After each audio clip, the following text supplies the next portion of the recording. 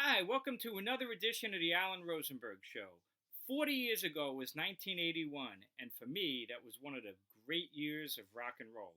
It's incredible how many great albums came out that year. Don't believe me? Well, I'm going to show you a whole bunch of them, and if you were around in that time, you're going to be like, oh my God, I forgot how many great albums came out. So I'm going to start with, like, in no particular order, like my top 10, and then I got like another 20 or so, or 30 in total to show you. It's going to bring back memories, and if you don't weren't around at that time, you're going to want to check out these albums on Spotify or maybe go out and buy them because 1981, 40 years ago, was a great year for rock and roll. So here's a whole bunch to start. Now, if you're a Long Islander and I'm on Long Island, Joan Jett is a local favorite for sure, and she of course originally came from the Runaways. In 1981, she released not one, but two classic albums. She never got better than these two. Her first album, Bad Reputation, an incredible album, came out early in 1981. This album is just loaded with classics from top to bottom, but a lot of deep cuts. You don't know what you got. You Don't Owe Me, her great cover of the Leslie Gore classic. Too Bad on Your Birthday. Do You Want to Touch Me? Of course, the title track, which you know, Bad Reputation. The great thing about digitally remastered CDs, like this version, comes with a ton of bonus tracks. It's an essential listen if you want to check out Joan Jett, Bad Reputation. Later in the year, she released an even bigger album, her biggest commercial success, I Love Rock and Roll. Obviously, you know the title track, but this album also, from top to bottom, I'm Gonna Run Away, her cover of Crimson and Clover, You're Too Possessive, just an amazing album. I actually saw her in concert that year at the old Calderon Concert Hall, which was a small theater in Hempstead, Long Island, and it was an amazing concert. So Joan Jett, not one, but two, where is it? Two classic albums in 1981. Stevie Nicks, of course, is an icon now, and she was really famous back then, but just as a member of Fleetwood Mac. In 1981, 40 years ago, she released her debut solo album, um, Belladonna. Now, when this album came out, I didn't know what to expect. The initial single, and there's the original hype sticker from the vinyl, was Stop Dragging My Heart Around, which she did, of course, with Tom Petty and the Heartbreakers. When I heard that song, I was blown away. Went out and got the album. This album, from top to bottom, is a classic. I would actually give this like 5 stars. It's a great album. It starts off with the title track, which is a very uncommercial song, Belladonna. Kind of Woman comes next, and again, an uncommercial but beautiful track. But the hits on this, Edge of 17, that song gets played constantly. Leather and Lace was a beautiful ballad, a duet with Don Henley. Stop Dragging My Heart Around with Tom Petty. This album, from top to bottom, is an all-time classic. Stevie Nicks, Belladonna. Tom Petty and the Heartbreakers, speaking of them, of course, the album before this was Damn the Torpedoes, which really broke them out nationally in a huge way. I saw them this year on this tour, which was for Hard Promises, the follow-up to Damn the Torpedoes. It's just as good as the album. This is another amazing record. You probably know The Waiting, A Woman in Love. This album, top to bottom, is just spectacular. There's not a bad song on it. Insider is a great duet he did with Stevie Nicks on this album as well. Hard Promises from Tom Petty and the Heartbreakers. Great album. One of my all-time favorite bands is the Kinks.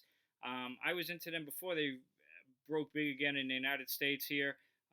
They really started getting their feet back with Sleepwalker and Misfits. The year before this, they released Low Budget, which was a huge success, and now they were starting to play arenas again, like Nassau Coliseum, and I saw them multiple times. The album after that was this one, Give the People What They Want.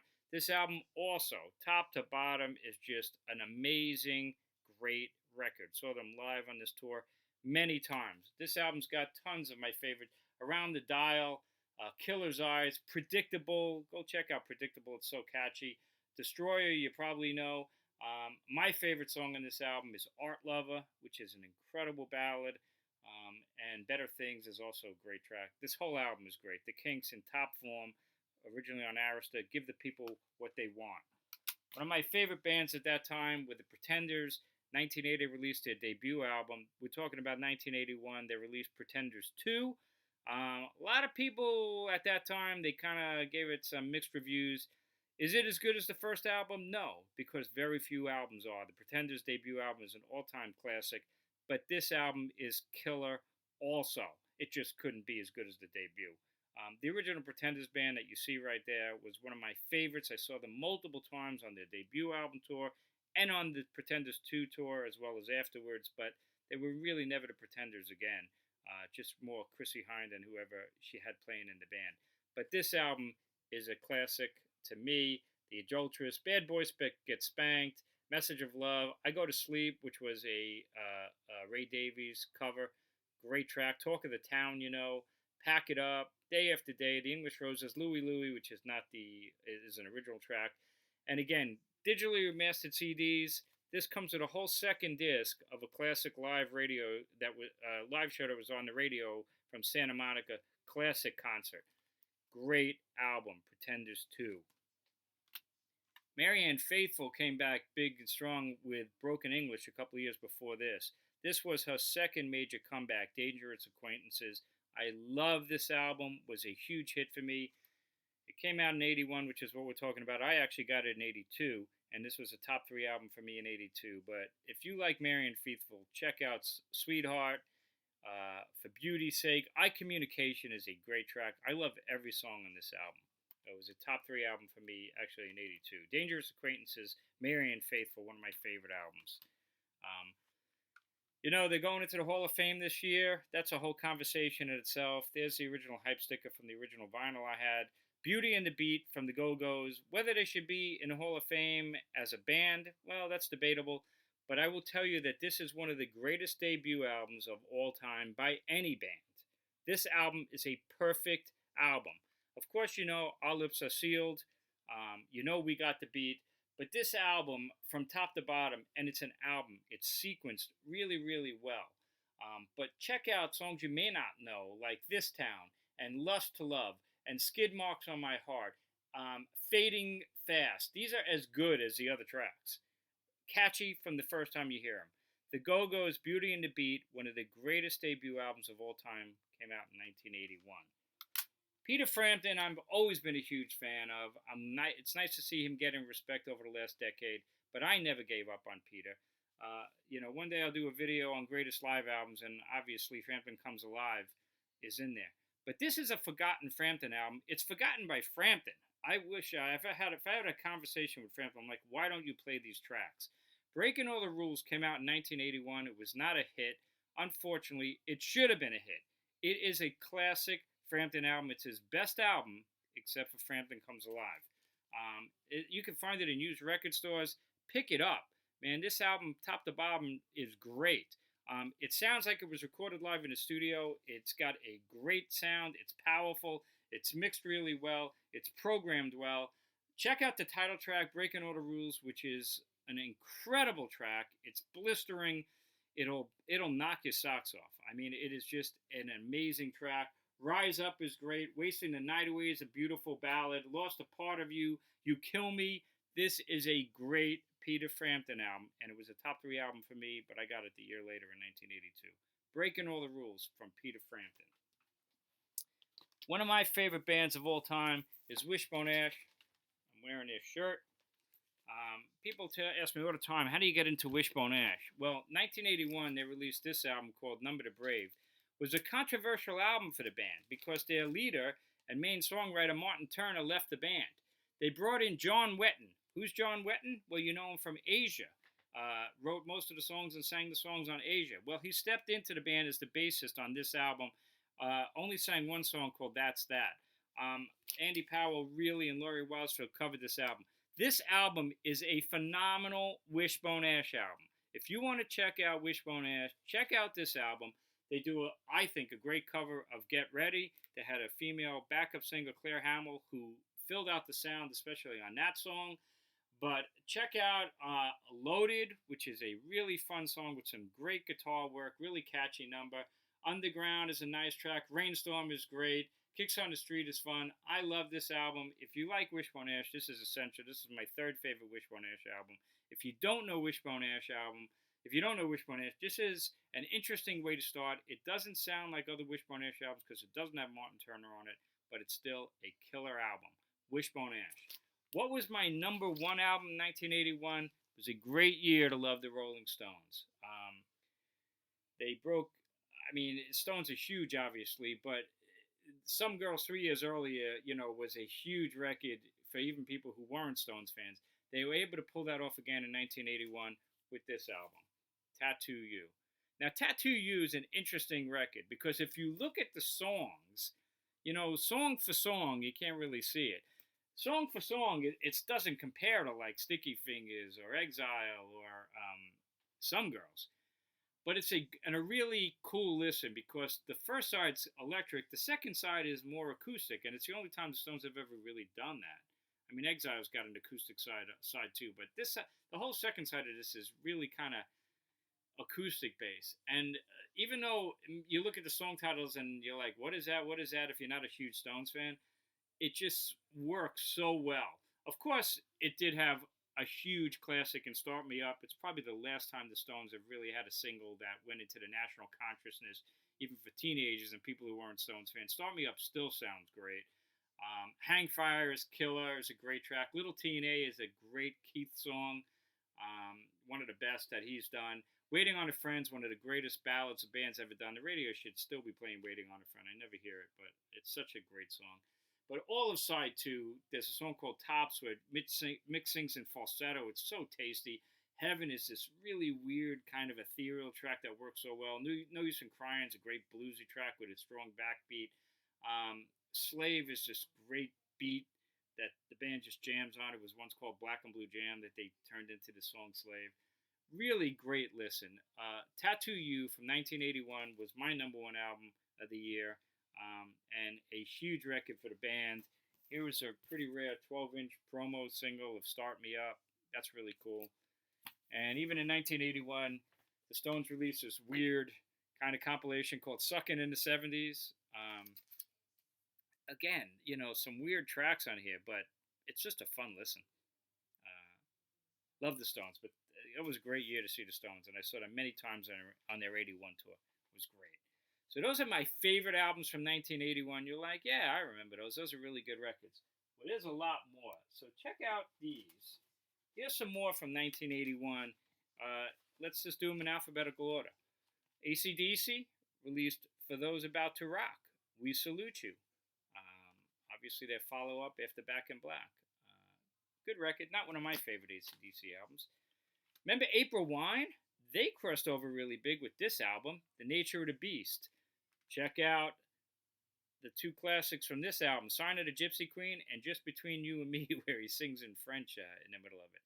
This is a really good record for, kind of like an REO Speedwagon type of band. From Canada, April Wine. Pat Benatar, she hit a really big. Well, she was already big before this. This was her 3rd record, Precious Time. Really good record. Great title track. Fire and Ice. She does a Beatles cover, Helter Skelter was okay. Promises in the Dark. Big year for Pat Benatar. In fact, I saw her in concert that year, and the opening band was this guy, Billy Squire. This is a twofer. But in 1981, he released his breakout hit, Don't Say No, which a ton of classics from that. In the Dark, The Stroke, My Kind of Lover, Lonely as the Night. Huge record. He opened up for Pat Benatar in 1981, and honestly, he was better, I thought. But Pat Benatar was really good, too. Blue Oyster Cult, a favorite of mine. 1981, they released Fire of Unknown Origin. Was a huge record for them nationally. The big hit single, Burning for You, which is a great track. But this album is loaded with great tracks. The title track, Joan Crawford Has Risen from the Grave, is on this. Just a bunch of great tracks. This is, I think, probably their second best record besides Agent of Fortune. Great year to be a fan of Blue Oyster Cult with that album. Well, Phil Collins, yeah, you can make fun of him, and this is the remastered deluxe edition, but Face Value was a great record when it came out in 1981, and obviously incredibly influential drum sound that, nobody had a sound like that at that time. and In the Air Tonight. But this is a great album. This Must Be Love. Very personal album. He was going through a tough time, and he put it on this record.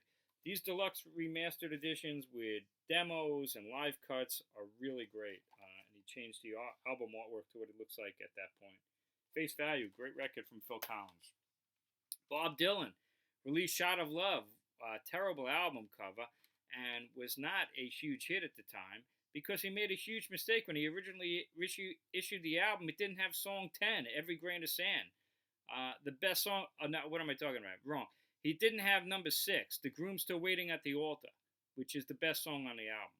Then he reissued it on vinyl, which I had with the song on there, and this is the CD version. This is a really good Dylan album. It just doesn't get a lot of credit. But Every Grain of Sand, which is the song I was talking about, is one of his best tracks ever. Groom Still Waiting at the Altar should be on this album, and it is. It's a good record. Shot of Love from Bob Dylan from '81. Dan Fogelberg, big fan of his, and he had his biggest hit that year with his double album, The Innocent Age. Chock full of classic Fogelberg tracks, including the title track, and of course, Run for the Roses, leader of the band, Same Old Lang Syne. But there's a lot more on this album. Hard to say. This is a great Dan Fogelberg album and a masterpiece. A double album with a thick booklet and vinyl. Great stuff. I'm not a huge Foreigner fan, but they certainly hit their commercial peak with Foreigner 4. Came out in 1981. I am a sucker for Waiting for a Girl Like You, but Urgent's great with the sax solo, Jukebox Hero, Break It Up. Great album. I was always a huge fan of Jay Giles' band. In 1981, they finally really broke huge. Number 1 album with Freeze Frame. Funny thing is, this is not one of my favorite Jay Giles' band albums, and I'm not trying to be contrarian. They just really kind of changed their sound. But even this album's got tons of great tracks, and of course, everybody knew Centerfold, which is such a great track, but Angel in Blue is one of my all-time favorites. That's on this album as well. Freeze Frame from the Jay Giles Band. Well, I did a whole video on why I love and hate Genesis, and you should check it out, because if you like Genesis, it's a fun video. I love the early Genesis, not the later stuff, and in 1981, they released Abacab, not one of my favorite Genesis albums, I'm sorry to say, but they did release it in 81, and I played it a lot. I tried. It still has some good tracks. Like It or Not, it's kind of good, and I don't know. I just didn't like the new direction they went into. And it does have one of my most hated songs by any band, which is a song called Who Done It. So if you want to hear the worst piece of shit ever recorded by Genesis, and one of the worst pieces of shit you'll hear by anybody, check out Who Done It from Abacab. Well, I was never the biggest Ozzy Osbourne fan or Black Sabbath, but I liked them. And in 1981, he did release Blizzard of Ours, which really was a band when it came out, including the drummer from Uriah Heep, Lee Kerslake, and I was a Uriah Heep fan. Anyway, this is a killer album. Mr. Crowley and Crazy Train. This, from beginning to end, this is truly a classic album. So Ozzy Osbourne, Blizzard of Ours. The Police in 1981 released this album, Ghost in the Machine. I really liked it. I thought it was a bit of a change of direction for the band. It was darker. It was more mysterious. I love Spirits in the Mysterio World. Invisible Sun is phenomenal. Everything, Little Things She Does Is Magic was the big hit. Demolition Man. This is a really strong record, as all the Police albums are. Ghost in the Machine. Van Halen released their 4th album. They were just so big in the early 80s, and they revolutionized hard rock with Eddie Van Halen's amazing guitar work. But they were just a really fun band. And this album, their 4th album, I really did. I something about it. I just really liked it. I loved the opening track, Mean Street, and Unchanged. I like their albums are short. They're easy to grab but listen to, and this was a good one, I thought. Fair Warning from 1981, Van Halen. The Who, one of my top favorite bands, came back with Kenny Jones on the drums. I saw them in '79, and they were great. And Kenny Jones, I thought, they changed their sound and added keyboards, but it worked really well. And they finally released an album with Kenny Jones, and it was Face Dances. Kind of a mixed bag. Had a huge hit. One of the Who's most famous songs is "You Better You Bet," which is from this album. But a lot of good things on here. Some not so good. I love the last track is "Another Tricky Day," which I thought was a really strong track. But "Don't Let Go to Code" I thought was really strong too. Kind of a mixed bag, but it's good. The Who, "Face Dances," 1981. And this was a really great record in 1981. Kim Wilde, you remember her with the big hit Kids in America. But this was an album that I just loved from top to bottom. I don't know. I just think it's just really fun. It does have that dated 80s sound, but Water on Glass is great. Our Town is great. Everything We Know. It's a really well put together record. And it's got that 80s sound, but it goes from ballads to more popish. Tuning In, Tuning Out. It's kind of a cool track. And 26580 is a really great pop track. Checkered Love. Top to bottom, this is a really good record. And this was digitally remastered with bonus tracks on a cool British label, Cherry Pop. So Kim Wilde brings you back. Those are most of my favorite albums right there from 1981. Just a couple of other mentions, kind of forgotten in time. One of my favorite artists was Nils Lofgren, and he was a bit on a roll, I thought. He did the Nils album with No Mercy and Shine On. It was great. Then he did Wonderland with Across the Tracks. Great. This is the album he put out in 1981. I thought it was a last stab he was trying to do to really make it commercially big.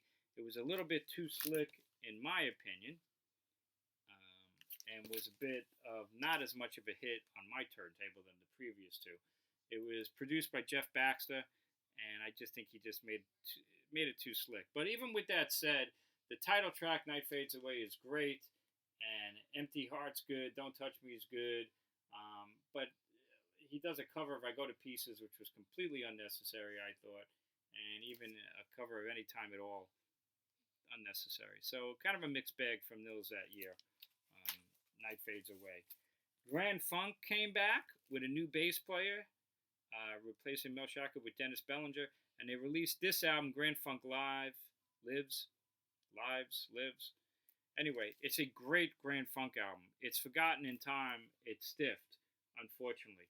They did get a song from this called Queen Bee on the soundtrack of the great movie Heavy Metal. Do you ever remember see Heavy Metal, the animated rock movie with all the naked women on the birds and things? Classic, great movie. But Queen Bee's in that movie. But there's some really great tracks on here. YOU, Queen Bee, Good Times, Testify. This is a really good record. Impossible to find on CD, unfortunately. Grand Funk Lives from 1981. And back in the day, this was a cool one. Never released on CD. This was the Concerts for the People of Kampuchea. I am a sucker for live albums. I love live records. Look at the lineup. The Clash, Elvis Costello, even Ian Dury, Paul McCartney on Wings, Pretenders, Queen, Rockpile, The Specials, and The Who. All on this double live album. Good stuff. Really good stuff. McCartney gets a whole side. The Pretenders do The Wait and Precious and Tattooed Love Boys on their first album. Unbelievably great. The Who get a whole side. They're good. Queen, The Clash, they get a track. Good stuff from 1981. And last but not least, if you're a Rolling Stones fan, this might bring you back. Their bass player, Bill Wyman, actually had an international hit, but not so big in the United States with this track. This is a 12-inch CC Jesus and Rockstar. Really dated 80s drum sound, but just catchy as hell. So if you like a early 80s programmed musical beat with a guy who can't sing that well, but it's a really catchy track, go on the internet and check out CC Jesus and Rockstar by Bill Wyman, who was the bass player of the Rolling Stones. This is a fun track from 1981. And internationally, I think it was the biggest solo hit single by any member of the Rolling Stones, so go figure. Anyway, I hope you enjoyed this. That's the best of 1981. There was other great albums that came out. I'm not a big Journey fan, but Journey had their big hit. What was it, Departure? There's other ones as well. I mean, I have 123 albums that came out in 1981, and I like all of them, so I couldn't show you all of them. Anyway, I hope you enjoyed this video. If you did, please hit subscribe. Tell your friends. I did a video similar to this, the best of 1971, which was 50 years ago. And there's a great video, well, a good video, I think, of why I love and hate Genesis. I mentioned them in here. You might want to check that out. And thanks for tuning. It's the Alan Rosenberg Show. Please hit subscribe. Please tell your friends. And most of all, be safe. And I'll see you next time.